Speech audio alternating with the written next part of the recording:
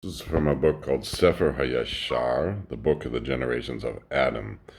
It's some sort of a retelling of the family stories in Genesis, but I'm not really sure. I never compared the difference between these stories and what's in the Tanakh.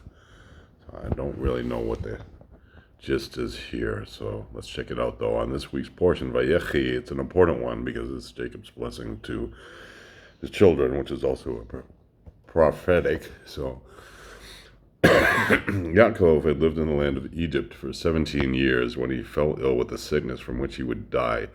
He called for his son Yosef to come to his house.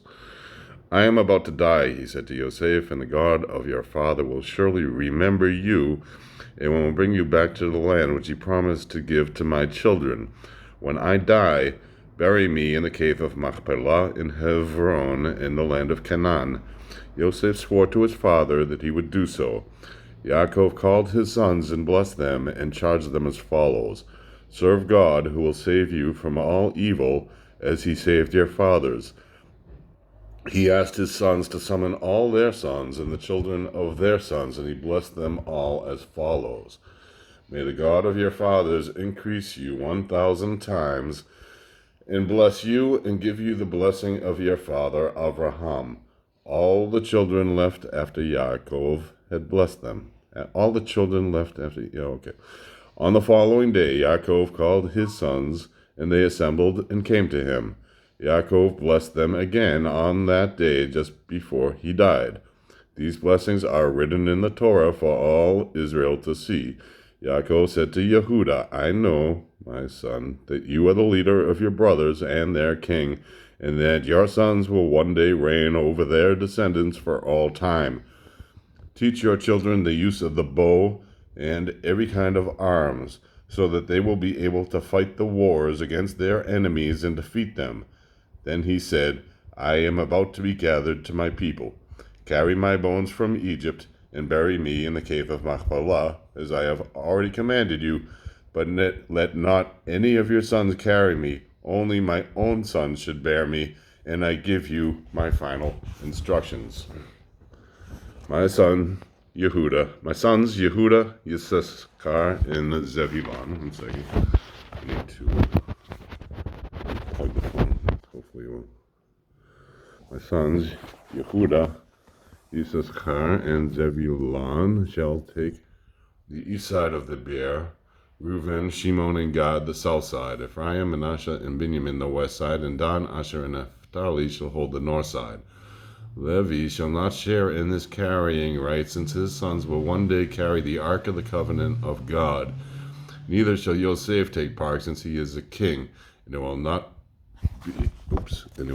be fit. The phone, so maybe you're gonna have to look at me, particularly looking so great, but okay. My sons Yehuda, Yissaschar, and Zebulon shall take the east side of the Beer, Reuben, Shimon, and Gad the south side, Ephraim and Manasseh and Benjamin the west side, and Dan, Asher, and Naphtali shall hold the north side. Levi shall not share in this carrying right, since his sons will one day carry the ark of the covenant of God. Neither shall Yosef take part, since he is a king, and it will not befit his honor, but his sons will do it in his place. Do not change any of my instructions. If you follow them and do my bidding, then God will remember you and your sons for good. Now honor each other and charge your sons after you and their children after them to serve God all their days. Then you will live long upon the land. Only do what is good and right in the eyes of God. You, my son Yosef, forgive the sin of your brothers against you, since you see that God intended this for a purpose.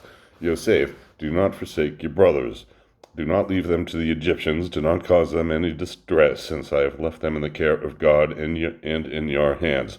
The sons of Yaakov answered their father, Whatever you have asked we shall do, only may God be with you. Then Yaakov answered, Indeed, he will be with you only if you observe his ways, and do not depart from these, either to the right or to the left. For I know that many evils and troubles will one day beset your children in this very land. But serve God, and he will save you from all evil, and one day there will arise a Savior from your sons, and he will deliver you from all evil, and bring you out of Egypt, and bring you back to the land of your fathers, which you will inherit. Yaakov ended his instructions and drew his feet back into the bed, and he was brought back to his people. Yosef fell upon his father's face and kissed him. Then all Yaakov's household came and fell upon his face and wept. All his sons tore their clothes and placed sackcloth on their loins. Then Osinas, the wife of Yosef, was told of Yaakov's death, and she too put on sackcloth. All the people in Egypt who had known Yaakov came and mourned him. They continued the mourning for 70 days. After that, the physicians of Egypt were sold by Yosef to embalm the body of his father with myrrh and other incense. After the 70 days of mourning, Yosef said to Pharaoh, "Let me go up and bury my father in the land of Canaan. Then I shall return." Pharaoh sent to Yosef, telling him as follows, "Go up and bury your father as he has commanded you and as you swore to him."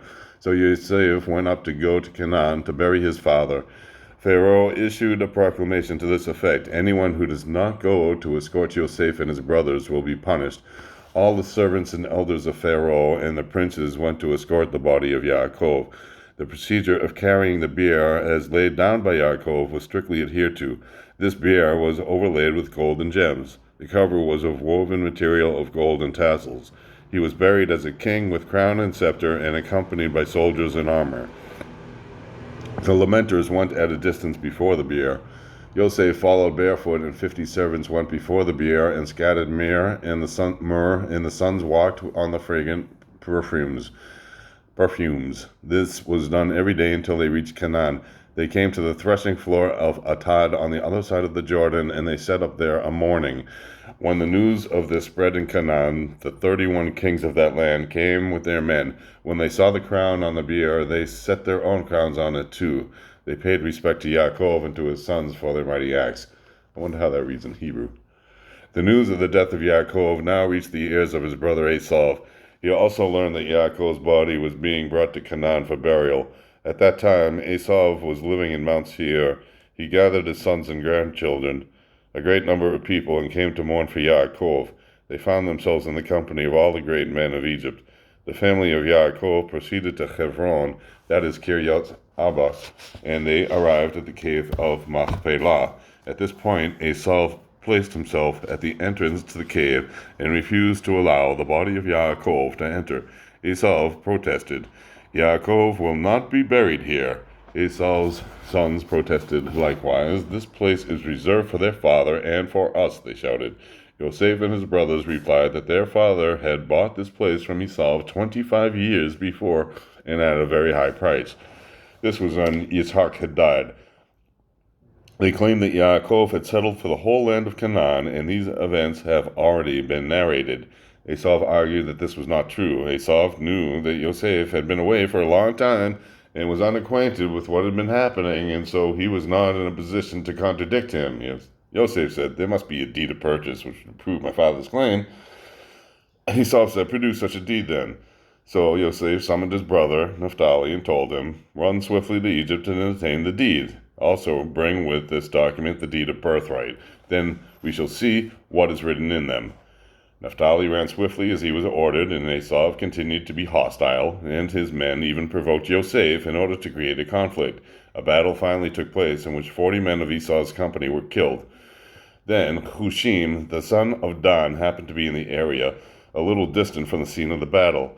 He had remained with the children in order to take care of them about 100 cubits from the main company. Hushim could neither speak nor hear, but he was able to detect that there was some trouble and tumult. He made signs to indicate that he wanted to know the cause for the delay. Those nearby made him understand by sign language that Esau wanted to obtain the cave and was therefore delaying the burial. Hushim became annoyed and irritated. He took a sword and ran to Esau and killed him by cutting off his head. This brought the dispute to an end, and the battle was finished. So they buried Yaakov in the cave, while the sons of Esau stood by watching, unable to lift a finger. Yaakov was laid to rest in the cave which Abraham had bought from the sons of Ches. Sons of Ches? Ches? No, as in sin? I don't know. No king ever had such honor at his burial. The mourning period lasted for 7 days. After the burial, a battle erupted between the sons of Yaakov and those of Esau. This took place in Hebron, and Esau was not yet buried. The battle was fierce, and the sons of Esau were defeated, of course. 80 men of Esau's army were killed, and Sefer, the son of Eliphaz, was taken captive together with 50 men. They were to be brought in chains to Egypt. When they saw this, the rest of the house of Esau made their escape. With them, they took Esau's body to Mount Seir for burial, but the decapitated head was left behind. It was buried in Hebron. Although the sons of Yaakov pursued this company of Esau, they killed no one, since they had respect for the body of Esau. Yaakov's son returned to Hebron and rested on that day and on the next. On the third day, the sons of Seir, the Horite, and all the sons of East gathered to go to Egypt in order to fight with Yosef. They also wished to liberate their captive brethren. They fought in Ramses, but they were defeated to the number of 600,000, and only a few of the Horites were left behind. Good. Eliphaz and his army fled and were pursued as far as Sukkot, where more of his men were killed. Sefer, son of Eliphaz, and his sons, now in Egypt, became servants of the son of Yaakov. Then the Horites began to argue with the children of Esau, saying, you sparked the slaughter by your quarrel with Yaakov's sons. Yeah, no kidding. I was going to say something. They told the sons of Esau, if you had better leave your land and settle elsewhere in Canaan, since they did not wish the descendants of Esau to take over the territory of Seir, which is the land of the Horites. The sons of Esau very slyly sent the following message to Angeas, the king of Africa, which is Dinhava. Send us men to help us fight against the Horites until we drive them out. Angeas showed friendship towards the sons of Esau and complied. He sent 500 foot soldiers and 800 men on horses. Then the sons of Seir sent a message to the east and to Midian as follows. You have seen what the sons of Esau did to us. We lost so many men because of them. Help us to drive them out so that we may revenge the death of our brothers who perished because of them. They came to help the Horites and sent 800 swordsmen. The battle between the sons of Seir and the sons of Esau took place in the wilderness of Paran. The sons of Seir were stronger and killed 200 of the enemy, that is, of the men of Angeas of Dinhava. On the second day of the battle, the men of Seir were again victorious. The sons of Esau saw that the enemy was stronger, so they tried again and lost 58 men of the ones whom Angeas had sent. On the next day, when the sons of Esau learned that some of their own army had gone into battle again, they sent again to Angeas for reinforcements. He sent them another 600 men. The next battle began 10 days later, and this time the sons of Esau were victorious, and 2,000 of the Horites were slain. There were no men left among the Horites to continue the battle, as only the children remained alive. The allies of Seir fled and were pursued, and many of the sons of East and Midian were killed. The sons of Esau went back to Seir and killed all the remaining people of the land. Only 50 young men and women were left alive and were taken as slaves. So now the sons of Esau took Seir as their possession, taking the flocks and herds and everything which was there. The land of Seir was now divided into 5 parts, corresponding to the 5 sons of Esau. These sons now came together and consulted about appointing a king over them. They said, we must have a king to advise us and to lead us in battle. They swore to each other in a solemn pact that never should any of their tribe be made a king over them, but that only a stranger should rule over them. At that time there was a soldier of the army of Angeas of Dinhava, and his name was Bela, the son of Beor.